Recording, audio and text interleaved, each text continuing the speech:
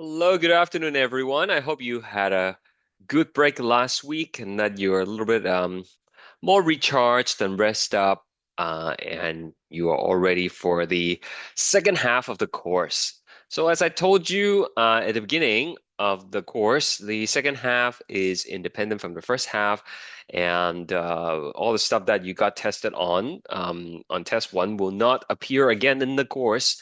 Um, the information is still important because some of the concepts we're gonna continue to build on it, but you won't be tested on them anymore.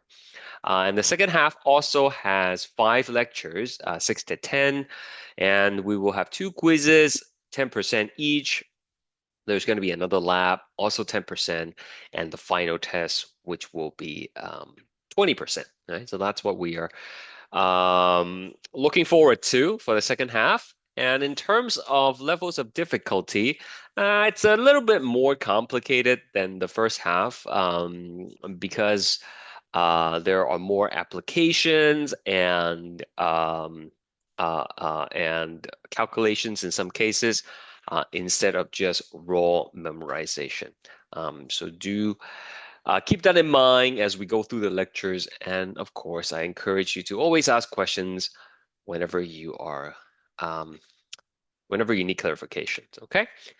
So here we go. Lecture six. It is about cellular reproduction. And this lecture it's separated into two halves. The first half, which is what we will be doing today, will be focused on how we copy DNA.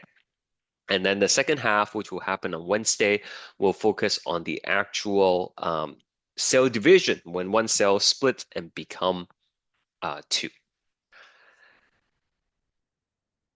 So we will start with a brief history of some of the key experiments that took place, which confirmed that DNA is the molecule for heredity. And we will also be looking at experiments that determines how DNA are actually copied. So here is a nice picture of these little green bobby things. They are actually viruses. I gotta change the color here. Give me a second. These are viruses. I mean, not all viruses looks like that, but the ones that we're going to be talking about, they do. Okay, they have a name. I'll give you the name later. And down here, this yellow-looking thing, that is actually a bacterium. A bacterium is singular for bacteria. Uh, and what you can see here is that something is being injected. Something is injected from the virus into the bacteria. Okay? And whatever was injected is responsible for hijacking the bacteria, changing the way it works, right? Taking over the ribosomes, taking over the endomembrane system, and in turns, what it's going to do is it's going to create a lot of new viruses. Okay. And that's what these little things are. Okay. They are new viruses that are kind of coming out from the bacterium after they have been infected with the virus. And so whatever got injected into the bacterium is actually the molecule that's responsible for heredity. And in the past, people actually did not know what that thing was, the thing that got injected. There were two theories about it. Some people, some scientists believe it was the protein that's responsible for being the hereditary material because protein, as you know, is made up of 20 amino acids and so is able to seemingly hold more information compared to DNA, which only is made up of four nucleotides, right? So if you're looking for something to store information, then it makes sense. Protein is the molecule to do so. And then there are other people who believe it's actually DNA that's the hereditary material. because DNA, it's even though it doesn't have as many building blocks associated with it, it does seem to be play more of an important role in terms of how information are being stored and being passed on to the next generation. So there are two camps of scientists who, support each of the theories. And what happened was that they, until the 1952, there were two scientists. Name was Hershey and Chase. Together, they did an experiment which would definitively show that it is one thing and not the other that is responsible for heredity. And that's what we're gonna be looking at first today. We will be taking a note on the Hershey and Chase experiment. Now, we have a lot of notes to take today, just to let you know. I'm going to take three big notes, so make sure you have enough paper and, as always, it's nice to have some colors as well. So we're starting with the Hershey and Chase experiment.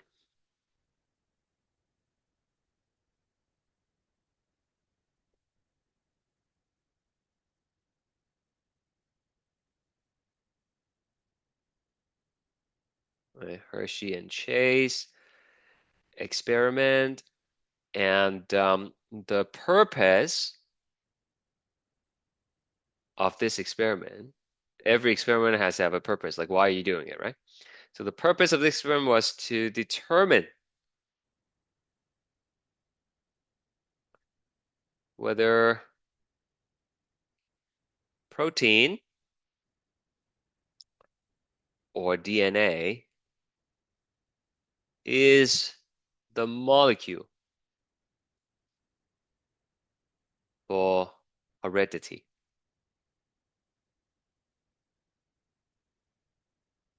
Okay.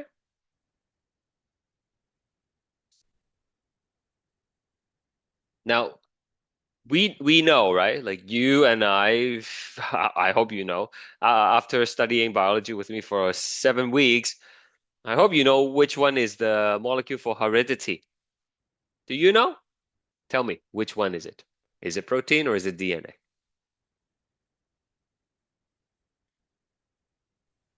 Let's do a poll so you don't, have to say it out loud if you don't want to. Uh, my question to you is, which one is responsible for heredity? Is it A, protein, or B, DNA?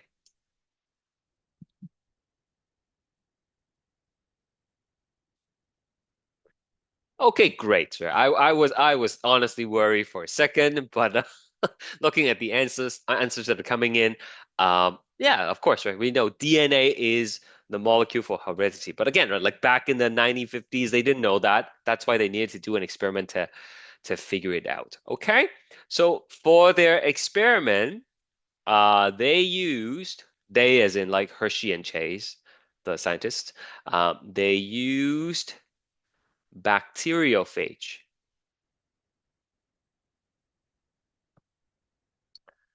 for their experiment.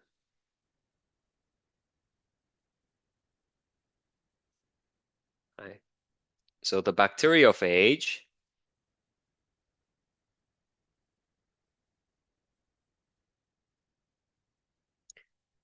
is a virus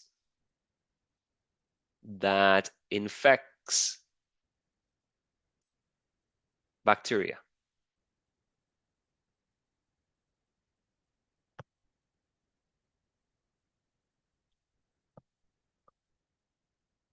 Okay, so I show you the picture of the bacteriophage, right? The green little things that I showed you earlier in the PowerPoint slide. So I'm just gonna draw one of these things. Okay. So this is a bacteriophage. And the bacteriophage has two components to it. There is a protein coat,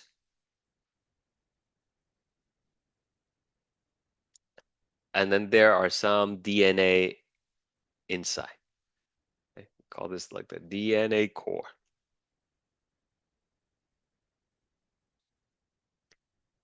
Okay. So let's talk about what they knew. At the time, scientists already knew a little bit about how viruses work. Okay, so what they knew was that something from the virus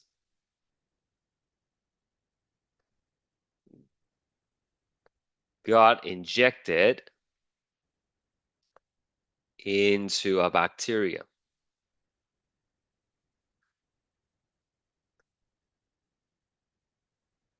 This something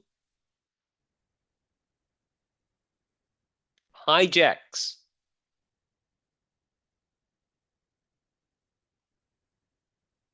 the bacteria to make more viruses. Whatever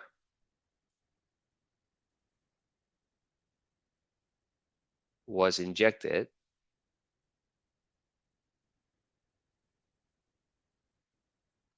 would be the hereditary material.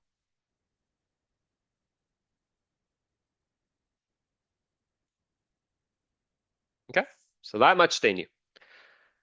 So they wanted to figure out what was injected into the bacteria. Is it DNA that got injected or was it proteins that got injected? Right? They need to design an experiment that will allow them to figure it out. Basically, if they can see what went into the bacteria, they would figure out which molecule is responsible for heredity. Okay. And when I say heredity or hereditary material, I mean what molecule is responsible for passing on to the next generation. Okay. So, like, when people make babies, what is passed on to create the baby? Is it the protein or is it the DNA? Right. That's essentially what this experiment was about. Any questions so far before we go deeper into this?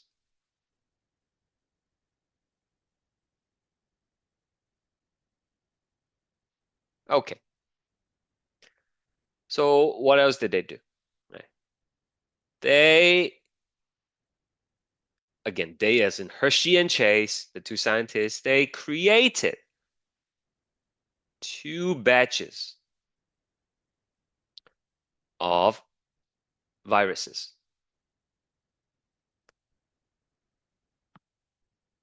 I'll draw them out for you. This is where you need to have color, otherwise it's not going to make sense. This is batch number one. Okay. So batch number one, the viruses are, I guess, were grown in sulfur 35. Okay. A radioactive isotope.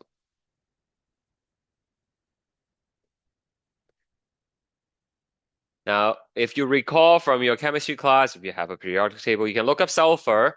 The mass for sulfur is 32.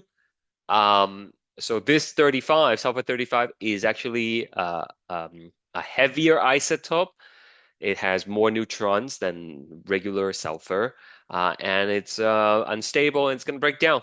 When it does break down, it's going to give off radiation that can be detected. Okay. Now remember, our bacteriophage, the virus, has two parts. It has a protein coat and a DNA core. And the question I have for you is, when the viruses are grown in sulfur 35, that means they're going to start incorporating these radioactive sulfur into themselves.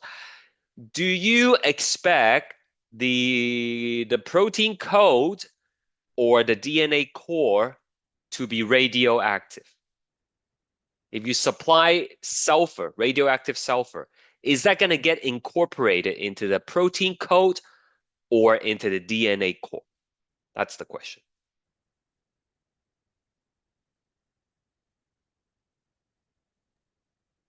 Protein. And why is that?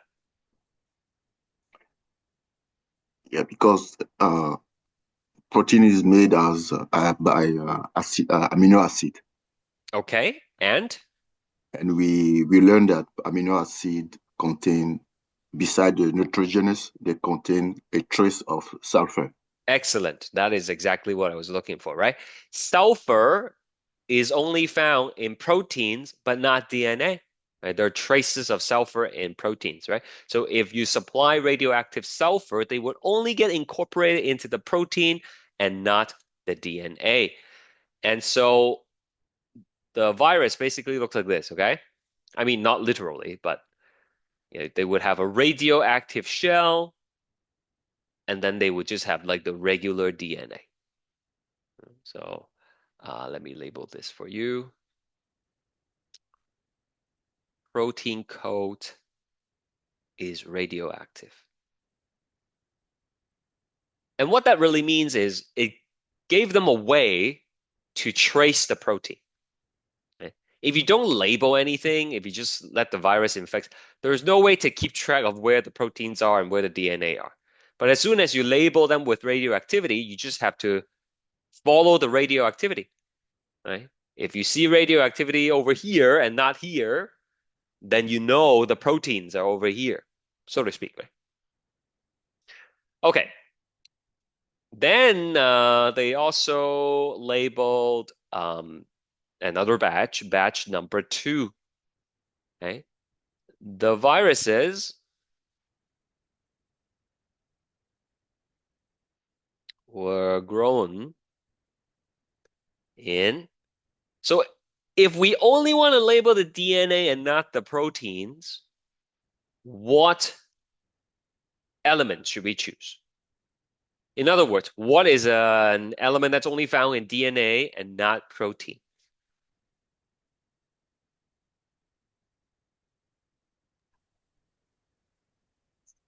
Phosphate bias.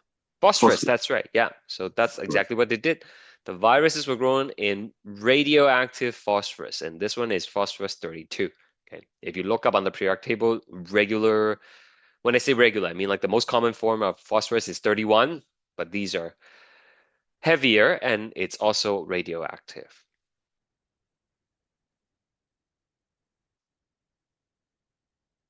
Okay.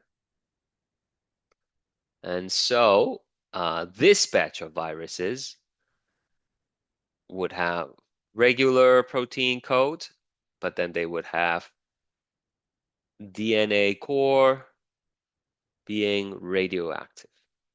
And again, all that really means is it gives them a way to keep track of where the DNA are going.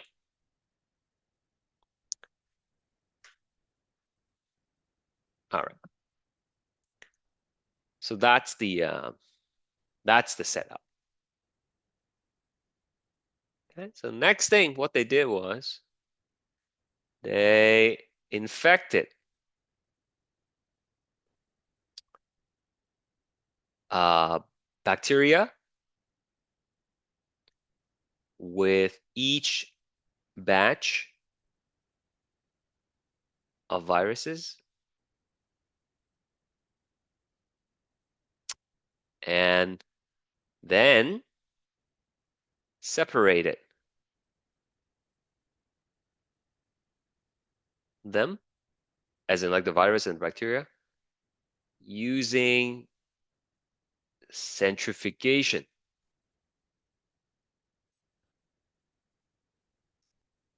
Okay. Centrifugation means like spinning at high speed. Hey, just copy it down first. I'll explain.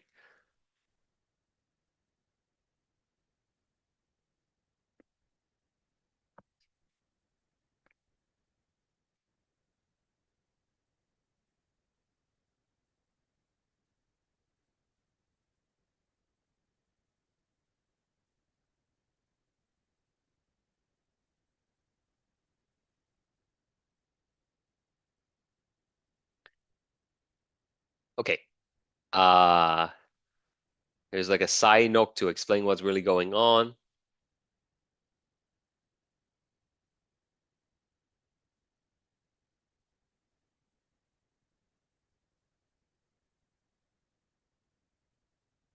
It's too big.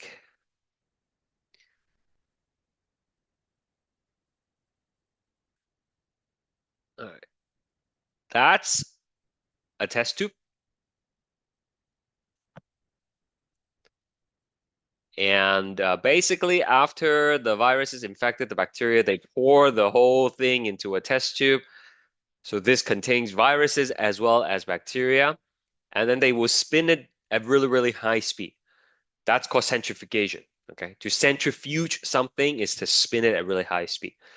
When you spin things at high speed, you can separate the contents by mass. The heavier stuff will sink to the bottom, and then the lighter stuff is going to remain at the top.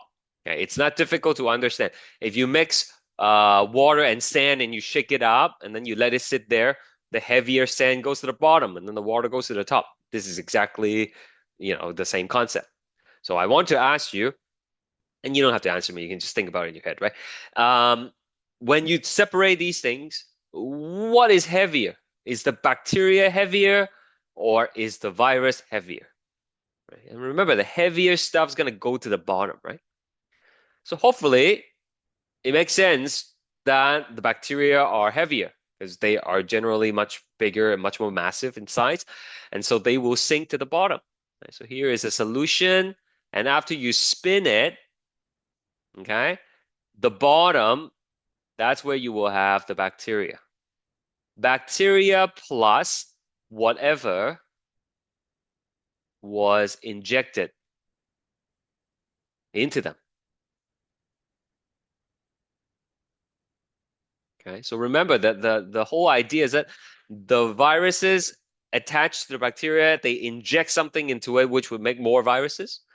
But once they inject that thing, and now you separate the virus from the bacteria, that thing that was injected is now part of the bacteria. So when the bacteria sinks to the bottom, because it's heavier, it will carry along with whatever was injected into them. Okay, so I'm just gonna make a quick additional comment here. It's not letting me change color. Oh, there we go. Centrifugation basically separates content by mass. Okay, so this is heavier. This is lighter. And this top portion, that's just the part of the virus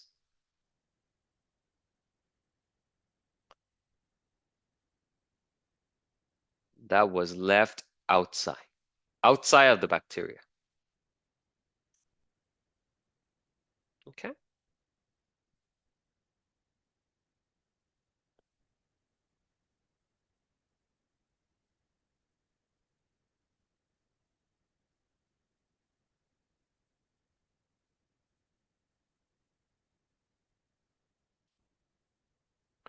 So let's take a look at the results. They did this with two batches, right? Batch number one. In case you forgot, batch number one were labeled with sulfur 35, which means the proteins are radioactive. So they let them infect the bacteria. They spin it down to separate it by mass. And then they try to check the radioactivity. And they only saw radioactivity at the top part. Okay? Only radioactive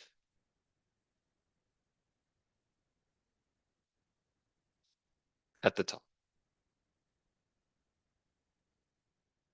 What does that mean?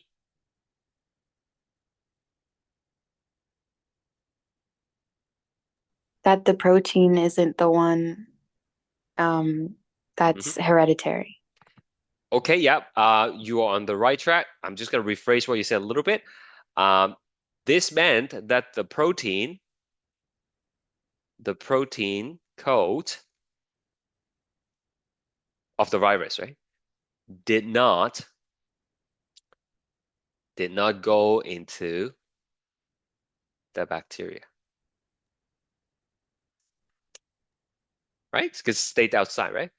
but they cannot conclude that DNA is the hereditary material because in this particular setup, there's no way to track the DNA, right? This we can only show the protein stayed outside, didn't go in. So protein is not hereditary. That's right. But like we don't know. Like did the DNA went in? Right? Maybe the DNA didn't go in either, right? Maybe the DNA stayed outside. So they couldn't conclude that yet. And that's why they needed to repeat the experiment with batch number two, which is the radioactive phosphorus. So they, did the same thing. They infect. Zia, do you have a question? I saw that you unmute a few times. No, no, sorry. No? Okay, that's okay. Just making sure. And this time, as you can probably predict, right? Only radioactive at the bottom.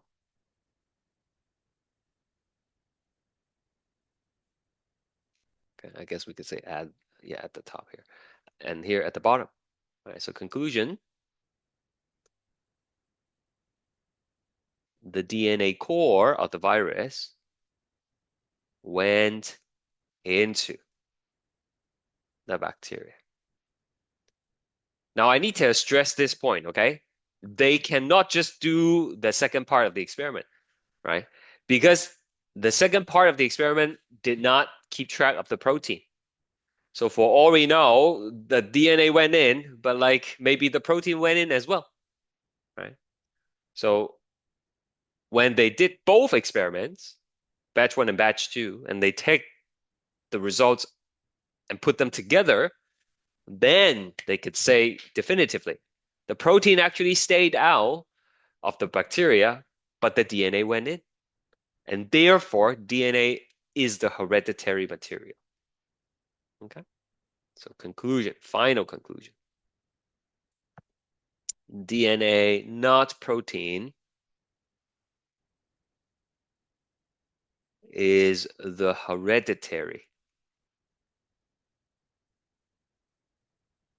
material. Please let me know if there are anything you want me to clarify before we move on.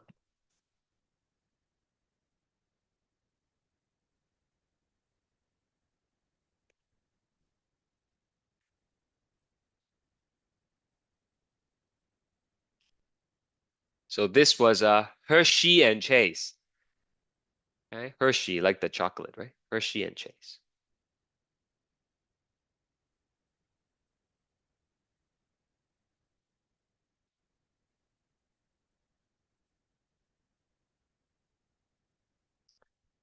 Okay, that's the virus that I was talking about, the bacteriophage.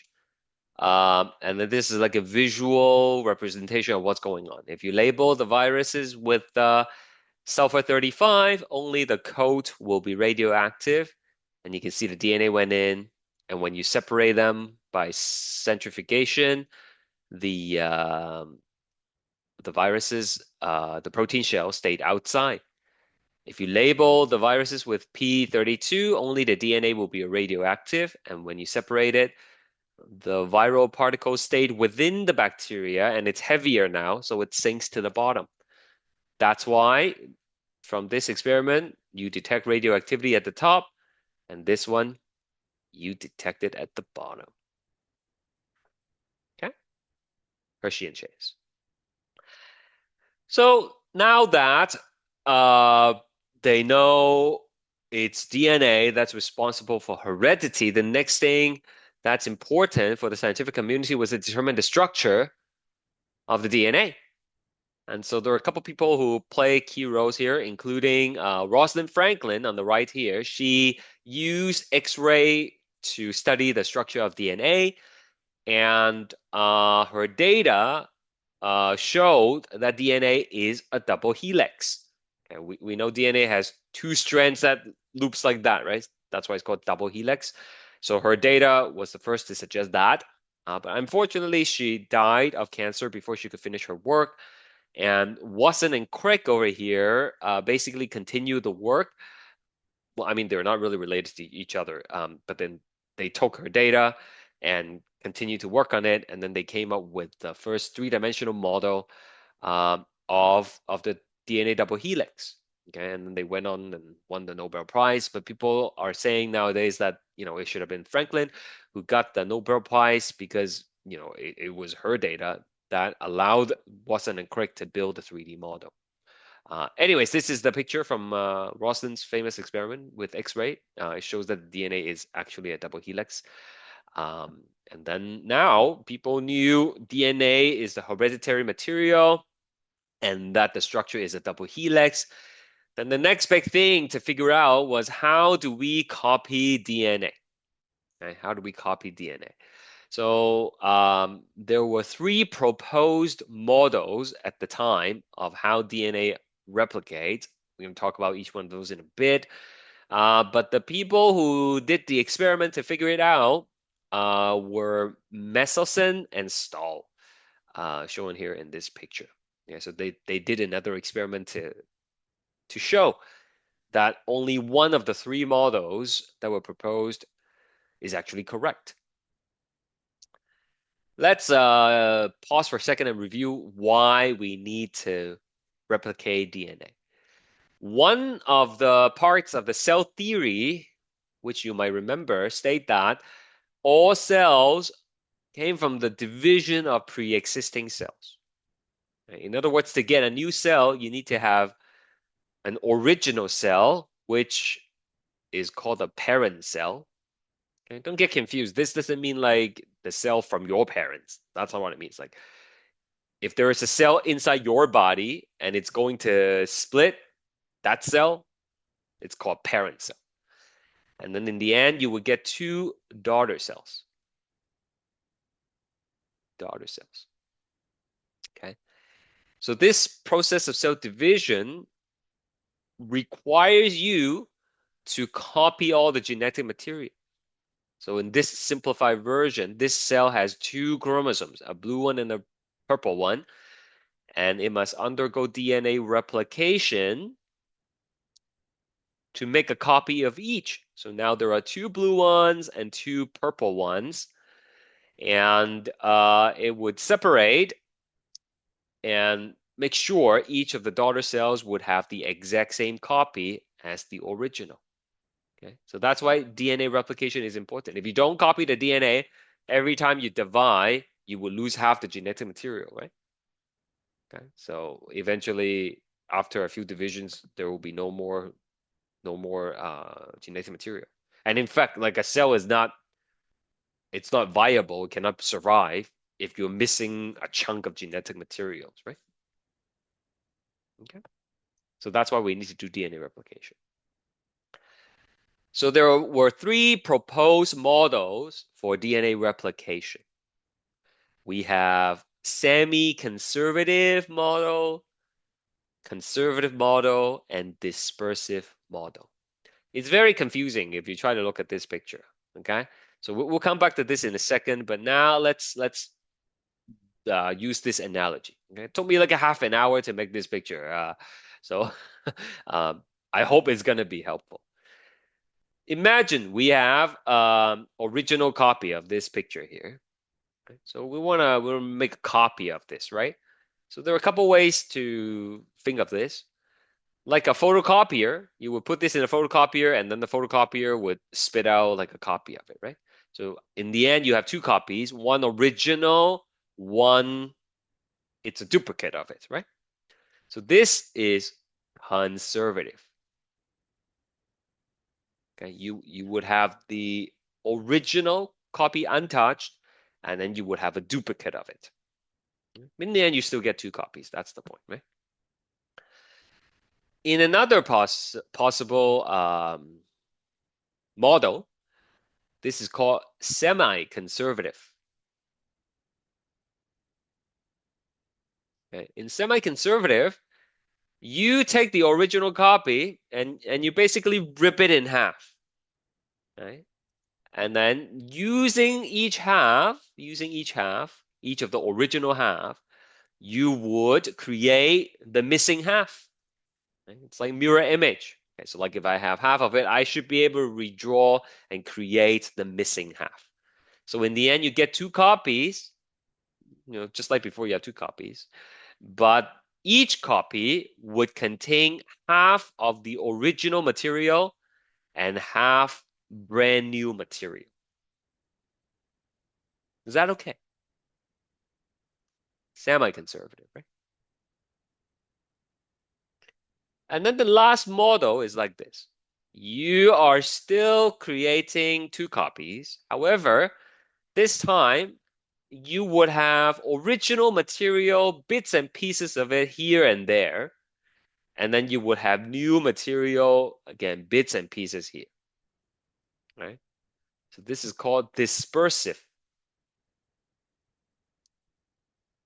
The old and the new are mixed together to create the whole picture. Right? But the old stuff is not restricted to one half, like half over here, right? It's not restricted to one side. It's kind of all over the place. It's patchwork, if you would. Right? So three models: conservative, semi-conservative, and dispersive. Questions?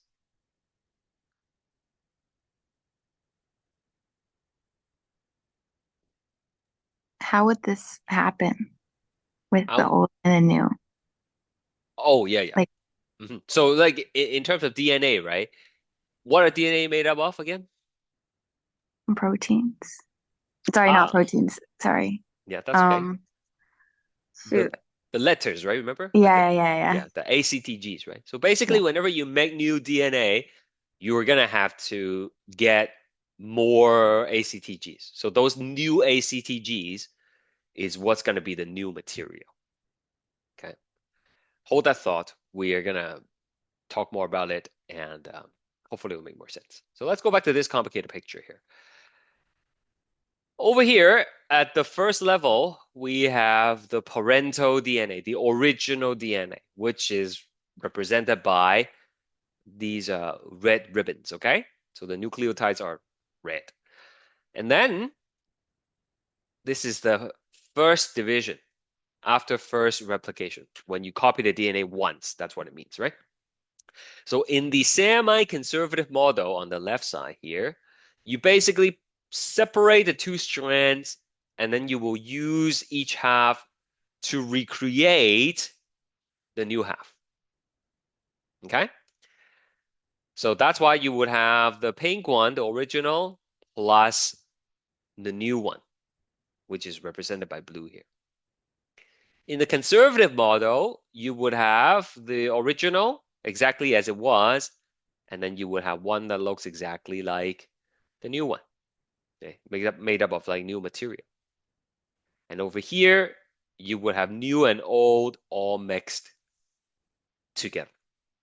Right? So three separate models for DNA replication. Now, in case this is confusing, let me just try to help you out here with some actual letters. Maybe it will make more sense to you. You need two colors for this, okay? So let's say we just have like A, T, C, G. Okay, and then G, C, T, T, something like that. Actually, I'm sorry. Let's write it vertically. A, T, C, G. The letters doesn't matter. I'm just totally making it up, okay? So this is new old original DNA. Okay, this is the double helix. It has two strands, right? It's complementary. Okay? You don't have to copy this time. You can just watch. Right? So what does conservative look like? Conservative means I'm going to take this thing, I'm going to literally copy it and then paste it. And I will be using blue to represent the new nucleotide. And so I get this. This is conservative, right? You just get a copy of it. So in the end, you have two. One, it's original. One, it's duplicate. Conservative. What would semi-conservative look like? Semi-conservative would be like this. I will separate the two original strand and then using base pairing rule, if I see an A, I know I need a T. I see a T, I know I'm going to need an A, and so on and so forth. and then I recreate the missing half essentially. Same thing over here, using base pairing rule, I will recreate the missing half. So in the end, you have two copies. Each copy contains half of the original material and half new material, semi-conservative. Okay? All right, let me see how much of this I can erase. And then what would dispersive look like? Okay? Dispersive would look something like this. I mean, it's really hard for me to draw it, so it would take a lot of time. But basically, you're gonna take bits and pieces. Okay, I'm gonna take the first two from here, and then I'm gonna take like the next three from here. Oops, totally not working. I'll take it right here. Okay, and then maybe I'll take the last three here, like that. Okay, and then you build whatever's missing. Okay, I'm missing the T and the A here. I'm missing the CGC, AAT. So in the end, you still get two copies. All of these models will give you two copies, but they look different. Okay, this one and this one, it's a mix of new and old material. And the old material, the original material, is not restricted to one side of the DNA. It's kind of like here and there, right? Do you guys understand the three different models? Please let me know if you have any questions before we move on. It's only going to get more complicated. Okay, thank you. All right. So, we're gonna talk about the experiment, which is Messelson, and Stahl. This experiment. The other one was Hershey and Chase. This is Messelson and Stahl. Purpose? Why did they do an experiment? What was the point? And the purpose is to determine the correct model of DNA replication. Right? Is it conservative? Is it semi-conservative? Is it dispersive? Right? Is it a mix of them? They had to find out. Okay, so this is what happened. They grew E. coli, like the bacteria E. coli, right? Here, E. coli outbreaks every now and then, right? It's can make people very sick. So they grew E. coli um, in heavy nitrogen. Wasn't there like an E. coli outbreak in the States with McDonald's recently? I think last week I heard it, and actually like 40 some nine people got sick from the burgers. I think one actually died from it. Yeah. So E. coli. Yeah, the Big Mac, exactly. So they grew E. coli in heavy nitrogen, which is N15. Okay. Regular nitrogen is 14, if you look at it on the periodic table. So they grew E. coli in heavy nitrogen for several generations, which would cause all their DNA to be heavy.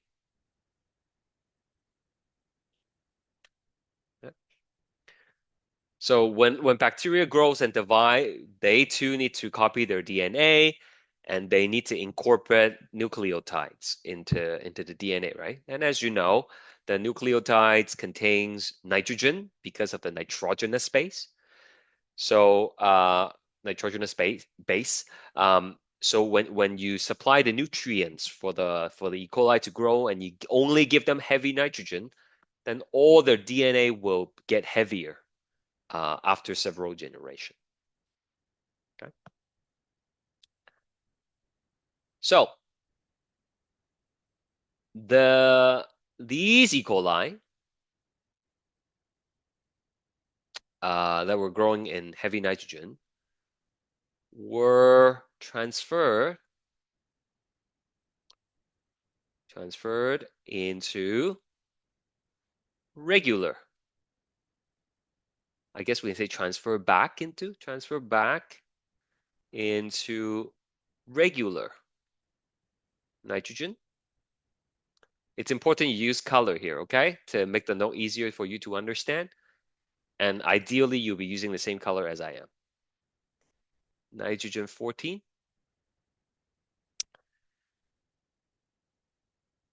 They will transfer back into regular nitrogen to grow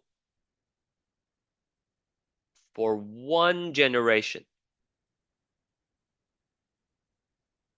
Okay? Before their DNA were extracted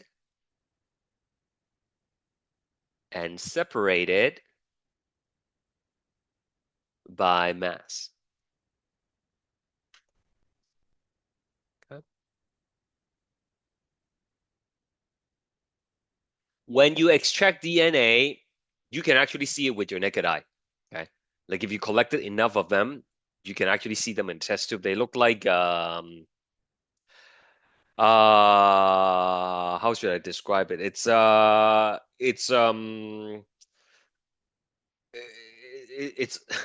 I'm just trying to figure out like a best way to it's kind of like liquid cotton, if you would. Okay. It's just like a little bit of a web and it's just kind of floating in the solution. Right? It's very similar to like if you have some water and you squirt some like detergent in it. Okay. You can see like a blob of it like floating around. Okay. But the point is you can see it with your naked eye. Okay. So we don't need to use radioactivity to detect them or anything like that. Okay, if you collect enough of them, you can see it with the naked eye. Right? So they let the E. coli grow in heavy nitrogen for several generations, and then afterwards they put it back into regular nitrogen. So any new DNA that's created from that point on will be using regular nitrogen, and then they extract the DNA and separate it by mass. Okay. So I need to do another side note here to help you understand what's going on. Ideally, you have 3 colors, red, blue, and purple. If you don't have purple, that's okay. Purple, it's like rare, I suppose. Oh, not side effect, side note. Side note here. Okay, so this is, you should know by now, it is a test tube. And we're going to have some solution in there for extracting the DNA. Doesn't matter how you do it. It's like not important for us. So we have DNA that's made up of heavy nitrogen. So if the entire DNA is made up of heavy nitrogen and you spin it down on a test tube, do you expect to find it at the top, at the middle, or at the bottom? I'm talking about the heavy DNA, the one that has the nitrogen 15 in it. Let me just launch the poll. Oops, sorry, let's try that again. When you have DNA that contains only the heavy nitrogen, do you expect to find it at the top, middle, or bottom?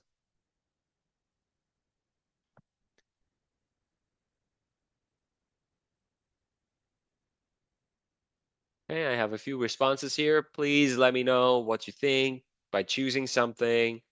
That's the only way for me to know if you guys are with me.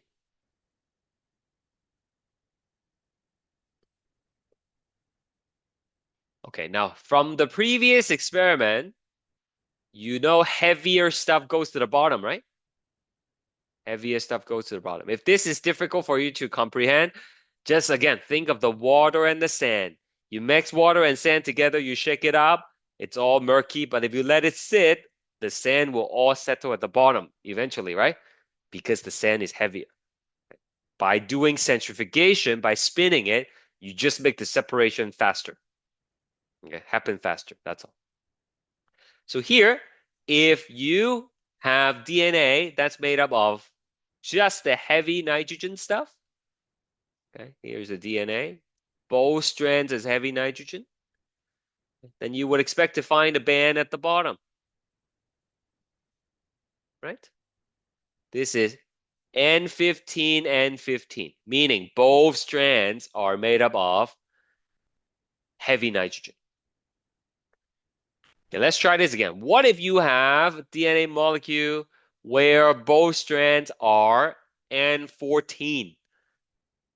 Where do you expect to find it when you try to separate it by mass? Do you expect it to be at the top, middle, or bottom? A, B, or C?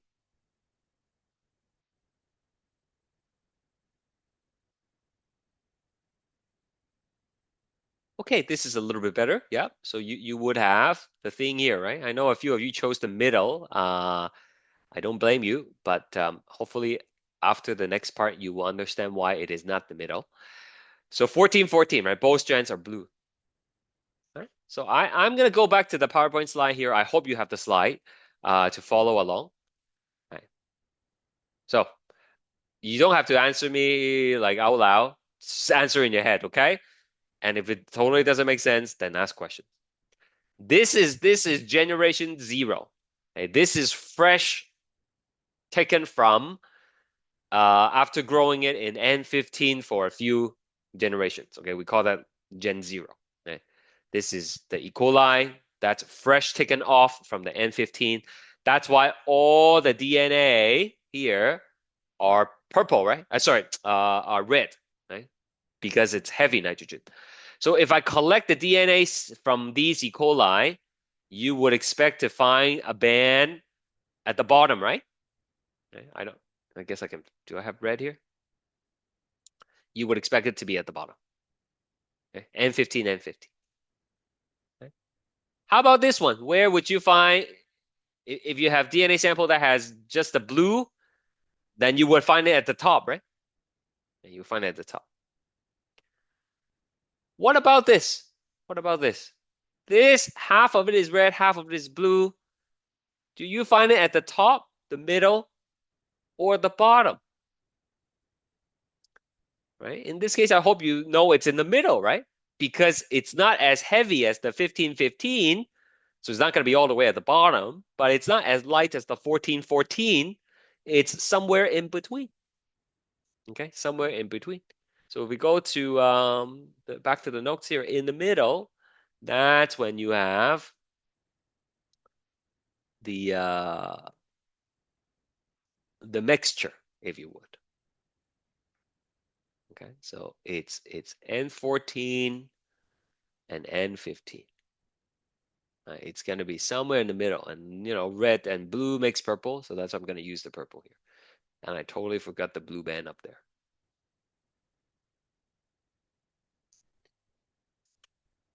Okay, I'll come back to this in a second, but watch. What about that? If you collect DNA that look like that, with N14 and 15 here and there all over the place, where would it show up? Top, middle, or bottom?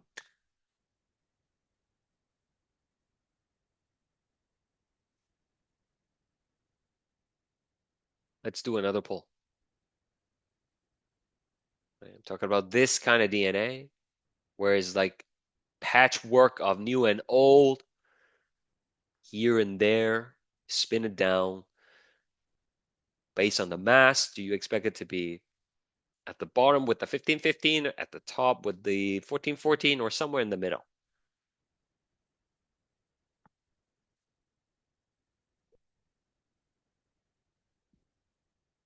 Okay, that's good. That's good. Of the people who answered, it is going to be in the middle. Okay, it is going to be in the middle because after all, it's still half new, half old. We just don't know which half is which, right? So there's going to be like N14 there and then N15 there. I never liked drawing this one. It's like really difficult to draw. But there you go. In other words, and this is an important side thing to know. In other words, when you see a DNA band in the middle, you do not know whether it looks like this or it looks like this. There's no way to tell. Okay? But you know it's going to be half 14 and half 15. You just don't know how they are going to be mixed together, right?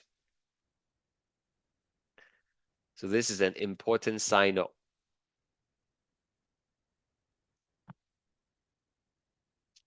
All right. So what did they do? Again, they grew everything in N15 for some time. So starting point, all DNA is pink, so to speak. Then they transfer back to nitrogen for one generation. So any new DNA from this point on will be lighter, will be 14, will be blue. Okay, and then they extract the DNA. So this is the result. Result after one generation. You let the E. coli divide once. Right? That's easy to know because like they know how long it takes for E. coli to divide. So then you give it that much time and then you extract the DNA, right? And this is what they saw. This is what they saw. They saw a band in the middle. Oops.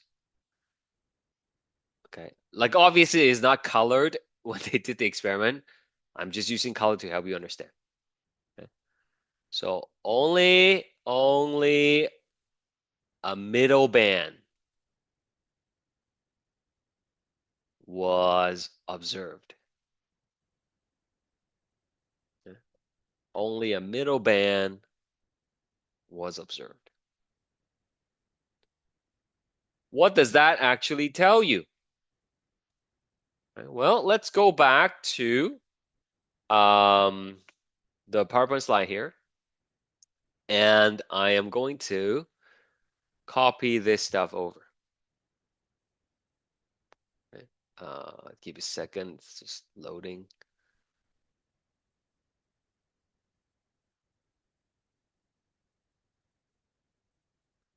There we go. You don't have to copy this down. You can just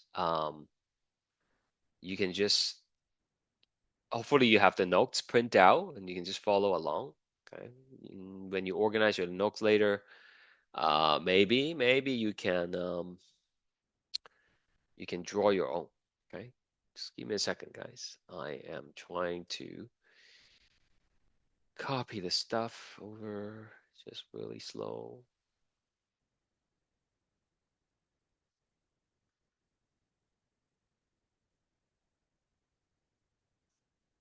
Did it work? Oh, there we go. Okay, so we have the three models, right? And this is after one division. This is after one division. Okay. Let's take a look at the expected result after one division. Okay. If it's the semi-conservative model, if we take these DNA, okay, if we take these DNA from the E. coli and we spin it down in the column, what would the expected result be? Well, this one is gonna be N15 and N14 mixed, right? Same thing over here. So you would expect to have a single band in the middle. If it was if it was conservative model, you would expect to have the N15, N15 from the original, and that's gonna show up at the bottom. And then the copy is just going to be N14, N14, which you would expect to be at the top. And if it's dispersive, what's dispersive going to look like to you, huh? If we extract the DNA from the first generation, what would dispersive look like? Is it going to be at the top, middle, bottom, combination of them? What's going on? Middle. Just the middle, right? Exactly. Just the middle. Okay, because it's mixed, right? So from their experiment, after one generation, they only saw a middle band. What's the conclusion? Well, the conclusion is that this is incorrect. Conclusion. Conservative model was incorrect. but the result cannot distinguish, cannot tell the difference, okay? Cannot distinguish between semi-conservative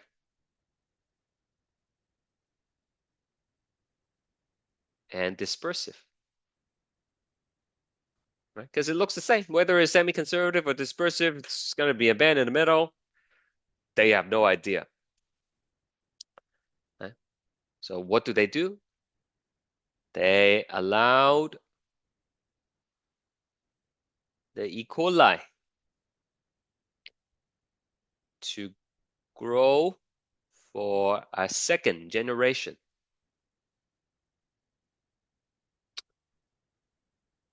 before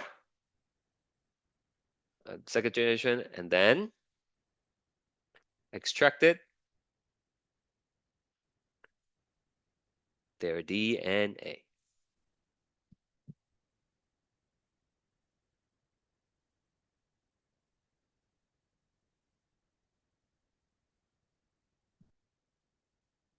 Okay, so I'm gonna copy it over again. I mean, I don't expect you to be drawing these things necessarily, but it's on the PowerPoint anyway.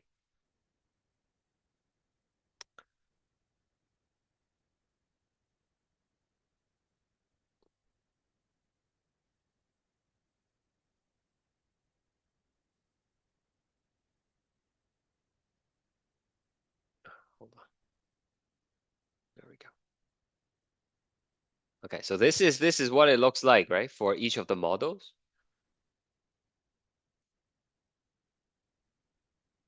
Okay. Maybe I'll go back to the PowerPoint and show you one more time. Okay. So let's take a look at here. These are the DNA from the first generation. So they are allowed to do another round. And if it's semi-conservative, it means you will separate the pink one from the blue one and use each half to make the missing half, right? So then the pink one, you will build another blue strand. And then the blue strand, you will build another blue strand because that's all you have now, right? You are in N14. There are no more pink nucleotides available, so to speak. So all the new material that you put in is going to be blue. If it's conservative, which is not, actually we already rejected that, so that doesn't even matter. But if it's dispersive, then again, it's mix match, and then it will be mix match again, and so on and so forth, right? So let's go back to our notes here. Let's draw the expected result. Okay, expected result for second division. Okay, here is going to be a test tube. For a semi-conservative model, where do you expect the bands to be? Top, middle, bottom, combinations. Where is it?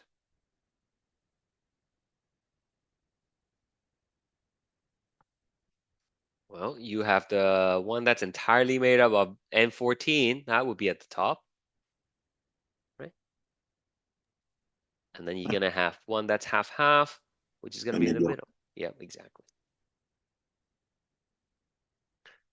Conservative is not correct. So like, they didn't even need to consider this for the second generation. But, if they did,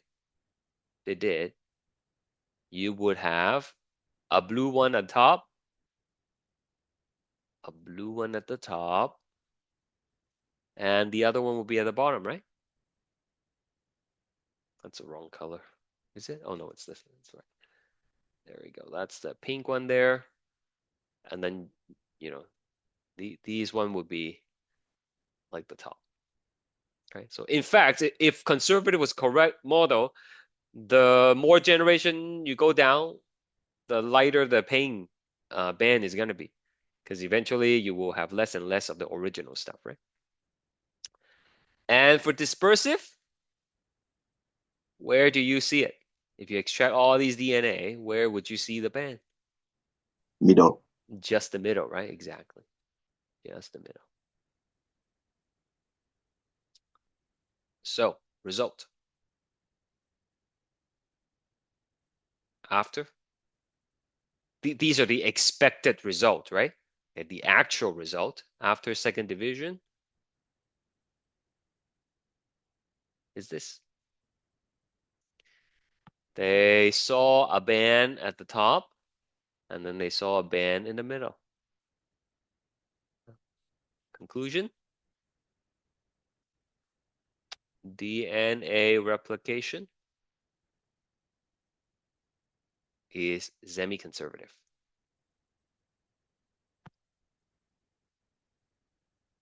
Okay? That's what the data show. All right, that was a busy first half. I'm sure it's a lot of information. Why don't we take a break and we will resume at 1:41. Okay. See you guys in a bit.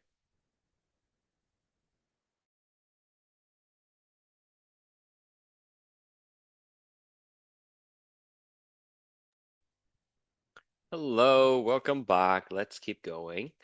So now we are done with the key experiments that I want you to know in terms of discovering DNA being the hereditary material and knowing how DNA replicates. Okay, so that's like the first half of the lesson. There are some poll questions here. Why don't we quickly do two of them? Go ahead, please.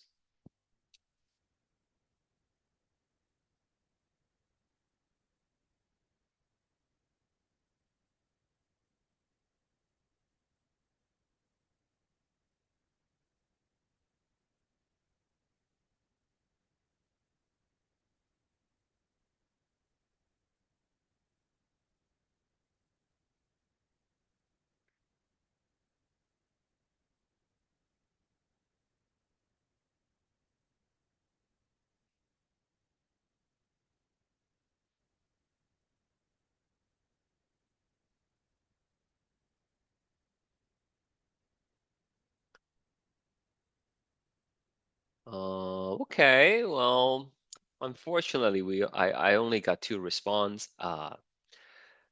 That's fine. If you look at the notes we took at the beginning, you would know radioactive sulfur was used because it's only found in protein and not DNA. And so it's going to label the protein coating of the virus. Okay, bacteria doesn't have any protein coating, so it has nothing to do with that. Okay, that's the answer.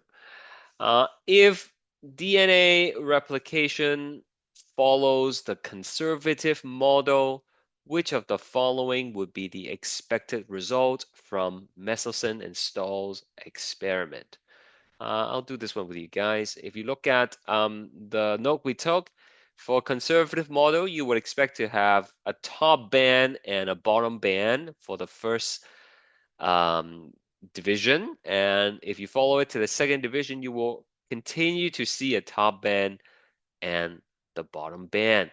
So the correct answer for this question is A. Okay. It's a good idea for you to go through each of these choices and figure out which one represent which model. Okay, that's that for now. Next, we are going to talk about the mechanism of DNA replication in prokaryotes. Okay, so mechanism means like the method of DNA replication, like how it happens, basically. We know it's semi-conservative, but exactly how it's done, right? Someone was asking this earlier, right? And so a lot of the findings of how DNA replication works started in prokaryotes because it's easier to study them than to study animal cells. Okay, prokaryotes are like bacteria, right? They are simpler. They don't have a nucleus. And there are a few other differences that are important to note as well. I'll tell you when we get there. Okay, we are eukaryotes. Okay, we have a nucleus, our cells have a nucleus, and our DNA is inside the nucleus. So in this picture, We see strands of DNA, which, oops, these are strands of DNA. And you have these bubbles that opens up. And so this is half of the DNA strand, and this is the other half.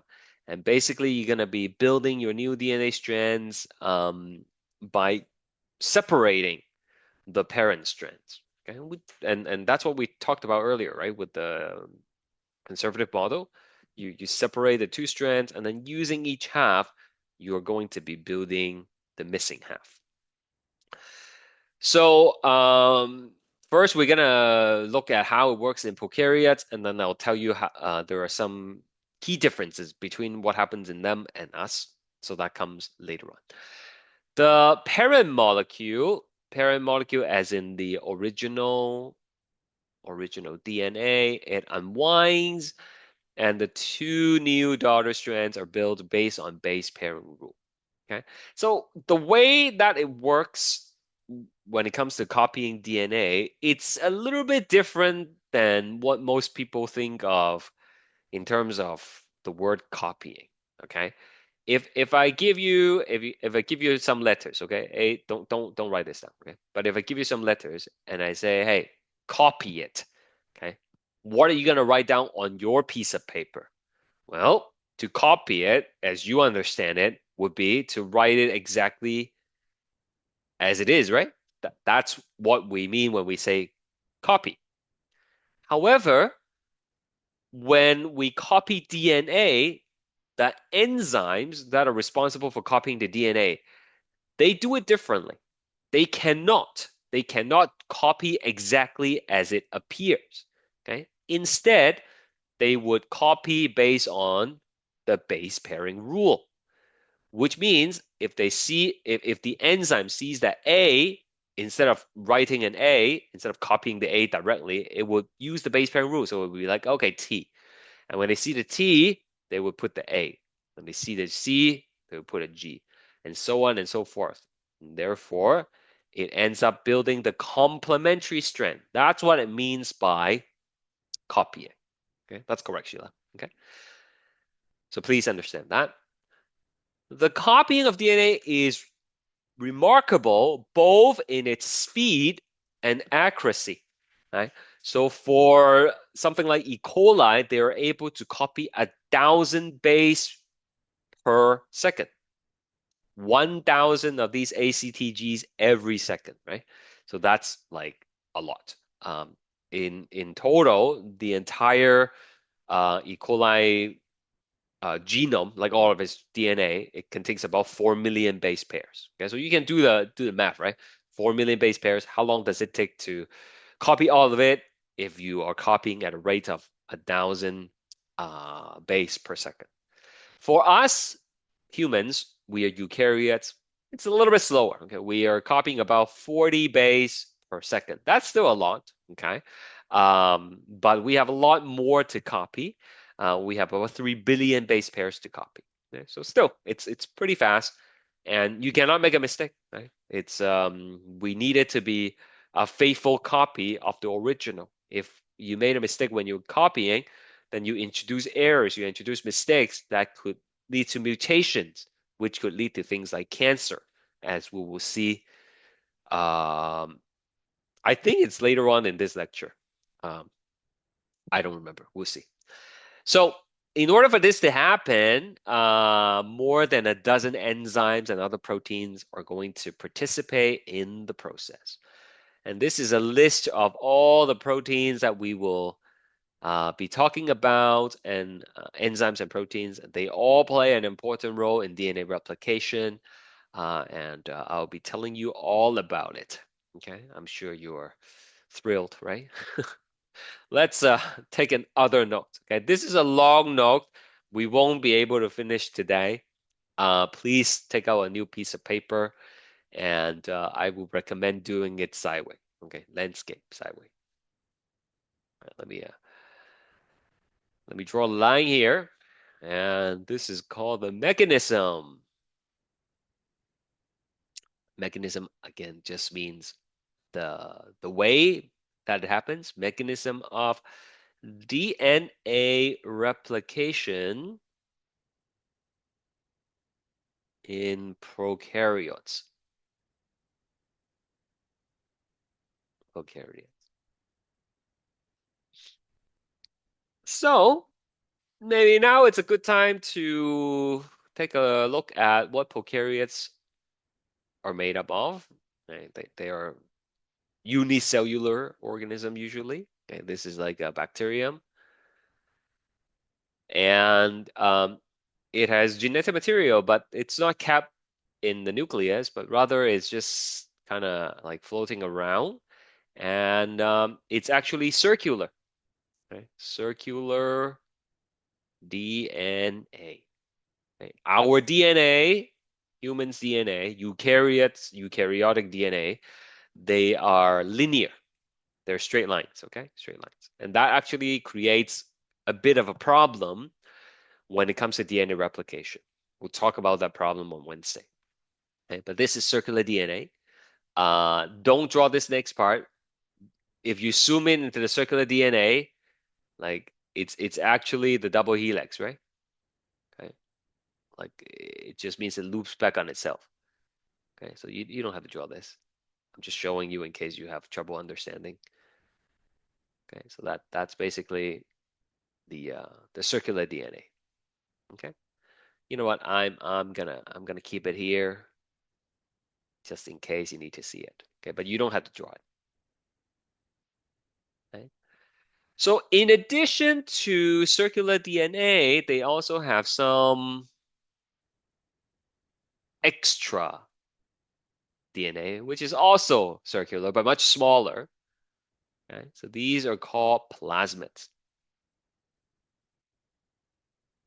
Okay, plasmids. These are extra DNA that gives the bacterium, I guess, special properties. Okay. Maybe it gives them an extra protective shell so that they don't dry out, right? So it's easier to kill them. Maybe it gives them resistance to antibiotics. Okay, so you cannot kill them anymore with penicillin. So these plasmids are quite important for the survival of the bacteria, but humans have found a way to exploit these plasmid and use them in various biotechnologies, which is what we'll be learning in lecture 9. Okay. All right, so let's take a look at DNA replication overview. So we have the original DNA. I'm not going to write the letters now, okay? I'm just going to draw the lines. But you know it's the ACTGs here, right? That's one strand here, and then that's the other strand. Okay, I'm also not doing the helix like this because it's confusing and it's difficult to draw, okay? But know that it's supposed to be all twisted up. Okay. In the first half of the course, when I taught you DNA, I gave you two properties of DNA, right? Number one, it is complementary. If you know one half, you can predict the other half using base pairing rule. What's the other property that I gave you? What's another description for DNA? They run in opposite direction. Yeah, go ahead. Antiparallel. Anti-parallel, exactly, right? Yeah, so it's like I keep on saying it's like the highways, right? The roads are parallel, but then the northbound traffic and the southbound traffics are opposite to each other. When we describe the direction of DNA, we do not say north or south. Instead, we use numbers 5 to 3, 5 prime to 3 prime, and then the other one is 3 prime to 5 prime. Don't worry why it is called 5, why it is called 3. It's like a chemistry thing, okay? Just know that 5 to 3 is one direction, and then the other is 3 to 5. Okay. So to copy the DNA, what we need to do is, um, not we, but then like the bacteria. What the bacteria needs to do is it needs to open up a bubble. Okay, opens up a bubble like this. Let me try that one more time. Bubble right there. Okay, so 5 prime and 3 prime. Same thing here, 3 prime to 5 prime. And after you open the bubble, this bubble is called the origin of replication. Okay, which is also called the replication bubble. Okay. Pops open the DNA, unwound the strands, and that will give access to like the ACTGs inside, right? Okay, you don't have to draw the nucleotides, not now anyways. You can add them back on later. But when it's all zipped up like that, it's hard to tell, but when you open it up, you can see. It's literally like a zipper. When the zipper is all zipped up, like you can't really make out the individual like crooks and nuts, right? Like, but then once you unzip the zipper, you can see the individual. Um, I don't know what you call them, but like you, you can see the individual things, right? Okay. But when it's all zipped up, you can't see them. It's kind of like that. By unzipping the DNA, you can see the individual nucleotides, and now you have access to it. Okay, and so what happens is your body the enzyme is gonna start building the new strands. Okay, it's gonna like A, C, A, and so on and so forth. Same thing over here. It's gonna try to build a new strand. You don't have to draw this, okay? Just try to understand the big picture here. I'll tell you when is it important to draw this stuff, okay? So basically, it's gonna start building the new strand, and it's gonna expand laterally, okay, on each side, and ultimately, in the end, you will have the original strand, 5 prime to 3 prime here. This is 3 prime to 5 prime, and then you will have the new strand.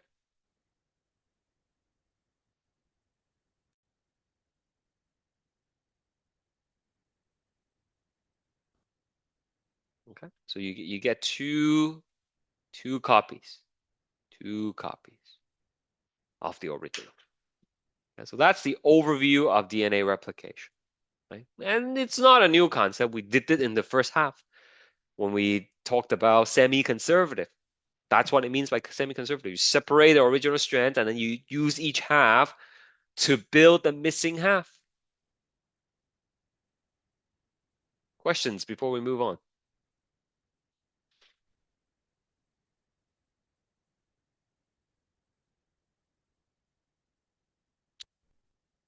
Okay. So the next thing we're going to do is this. We are going to focus on the replication bubble. Okay, so this is where the note needs to be big, okay? So I would suggest you put it sideways, and then you can draw the bubble here, and then we're gonna zoom in on the bubble. Okay, that should take up like a whole page. So once again, this is called the replication bubble, and we're gonna zoom in on this side, and that's called the replication fork. Okay, you have a fork on each side. Replication fork here and other replication fork here. Uh, but I am just going to be looking at one side of the fork for now. Okay, so big fork. Oops.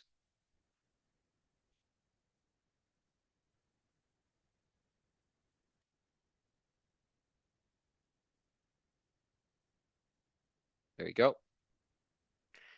And I'm gonna keep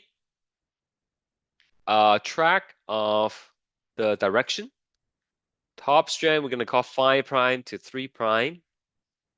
I mean, it doesn't have to be this way, okay? Like it's totally okay as well to have 3 to 5 here, but the way I'm writing notes, I chose 5 here. Okay.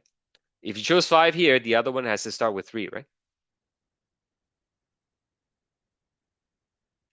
And again, this is just one side of the replication bubble. This is half of it, right? The other half of the bubble is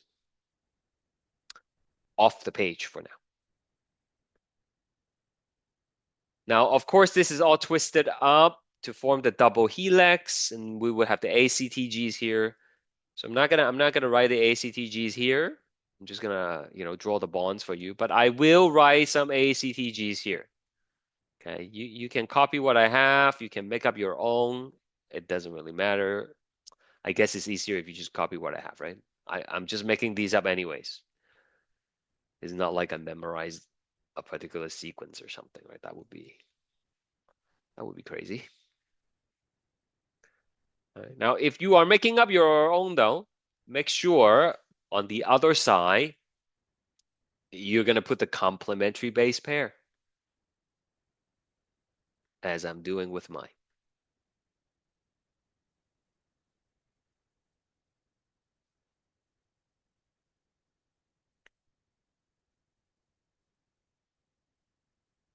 Okay, so I know that's going to take some time. Please kindly let me know when you have finished copying, and then I will tell you more.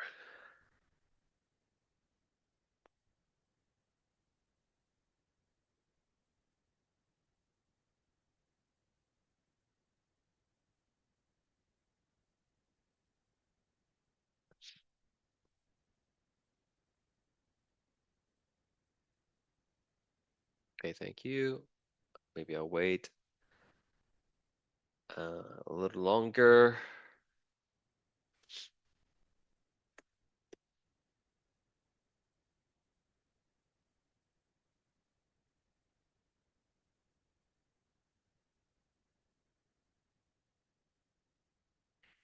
Okay. So for this process to happen, we need to have um, many proteins and enzymes that are involved. And the first enzyme that we'll learn is this guy right here. Okay, if you have some color, please use them. This protein is called helicase. Okay, so um, it's an enzyme actually. Well, enzymes are proteins, but enzymes.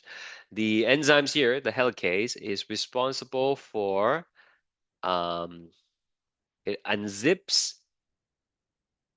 the DNA to create and expand the replication bubble. Right? The easiest way to think of this is to think of the zipper. Right? It's the thing that you hold on to zip and unzip your jacket, right? So in this case, you're unzipping the jacket. This helicase is going to move in this direction, and it's going to basically unzip more DNA, breaks the hydrogen bond, so you will have access to the nucleotides. Right? So, this is where the helicase will be, and then you will have another one over there. And as the helicase moves away from the bubble, it makes the bubble bigger and bigger and bigger and bigger and bigger, right? So that is helicase.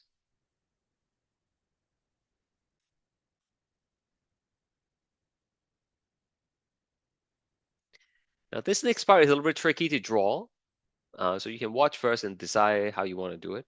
I'm just gonna take this strand and then I'm gonna draw the double helix. I'm just gonna continue with it. Okay. So of course, it's also twisted up here, right? But then for simplicity, I didn't draw it like that. And then here is double helix.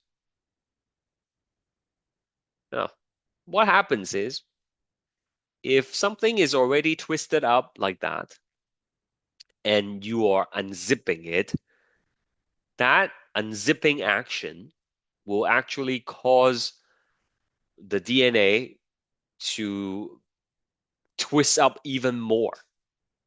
And that extra twisting, it's easy to cause it to kind of tie up in a knot and create more tension and potentially break the DNA. Okay? So what you need is you need to have another enzyme, which is over here. Okay, so this enzyme is called gyrase. Okay, like I said, don't try not to research these things online too much. If you search out online, they're gonna give you another like more complicated names. Okay, but just gotta stick with gyrase here. And the function of a gyrase is to reduce. It reduces tension that builds up in the DNA as it unzips. Okay. We don't want too much tension. It's gonna snap.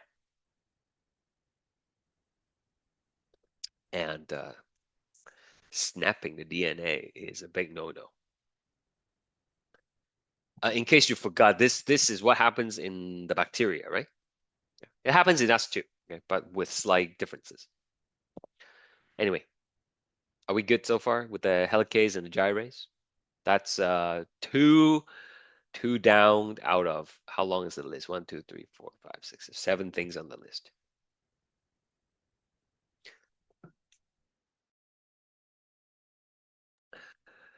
Okay, last thing, and then I'm gonna let you go. The two strands of a DNA, they are attracted to each other. Okay, the A's are attracted to the T's, and the G's are attracted to the C, right? They are attracted to each other through the hydrogen bonds.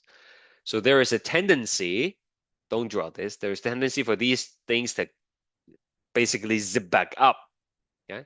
And we don't want them to zip back up because we need access to the nucleotides to build the new strands, to copy it, right? And so to prevent them from coming back together, you're gonna need some proteins. And that's what these little circles are. You can draw them whatever shape you want, doesn't really matter. And so there are some proteins here. You're gonna have some on the other side. Okay, these are called single strand binding proteins.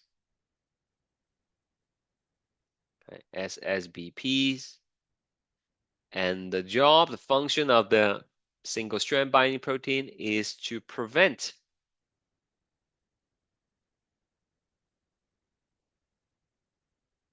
DNA strands from closing. It prevents them from coming back together. You need to keep it open so that you can see those individual nucleotides and you are able to build the complementary strand. That's the idea. Okay?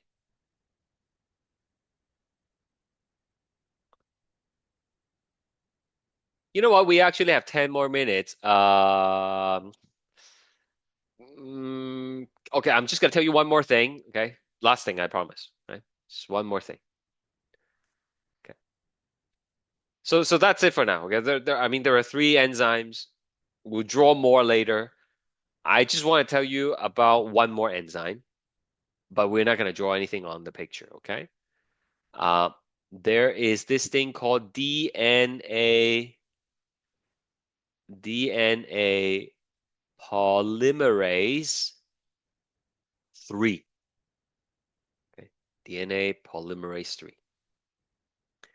Okay. So this is the enzyme needed for building the new DNA strand. Okay. This is the one that's gonna look at the original DNA and be like, oh, okay, A goes with T and G goes with C and so on and so forth, and it builds a new strand. Okay. It's called DNA polymerase number 3.